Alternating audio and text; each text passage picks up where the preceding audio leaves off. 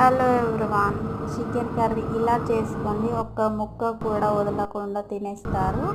చికెన్ని శుభ్రంగా వాష్ చేసుకొని కారం వేసుకొని అలాగే అల్లం, ఒక చెక్క నిమ్మరసం, 3 టేబుల్ స్పూన్ల పెరుగును వేసుకోవాలి.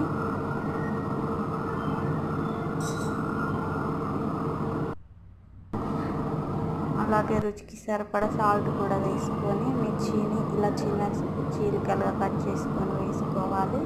కొత్తిమీరని కూడా వేసుకొని అంతా మంచిగా కలుపుకొని ఒక 15 మినిట్స్ పక్కకు పెట్టుకోవాలి. 15 మినిట్స్ తర్వాత గ్యాస్ ఆన్ చేసుకొని కడాయి పెట్టుకొని ఆయిల్ వేసి అందులో బగారా ఐటమ్స్ వేసుకోవాలి.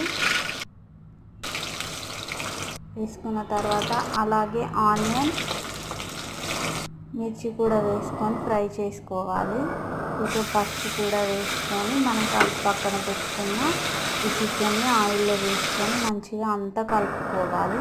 నేనైతే ఇందులో వాటర్ ఏం యాడ్ చేసుకోవాలి, మొత్తం అలాగే వేసి కలుపుకొని మూత పెట్టుకున్నాను. మంటని లో ఫ్లేమ్లో పెట్టుకొని మాత్రమే కర్రీని కుక్ చేసుకున్నాను. లో ఫ్లేమ్లో పెట్టుకొని కుక్ చేసుకోవడం వల్ల పీసెస్ మొత్తం మంచిగా కుక్ అవుతాయి. నచ్చితే మీరు వాటర్ యాడ్ చేసుకోండి. నేను వేసిన ఇంగ్రీడియంట్స్ అన్నీ మంచిగా పీసెస్ పట్టుకొని కర్రీ అనేది చాలా టేస్టీగా ఉంటుంది. నచ్చితే ఒకసారి ఇలా ట్రై చేయండి. కర్రీ అయితే మంచిగా ఉడికిపోయింది. పీస్ అలా స్పూన్తో అలా అంటే వస్తే కర్రీ మంచిగా ఉడికిపోయినట్టు.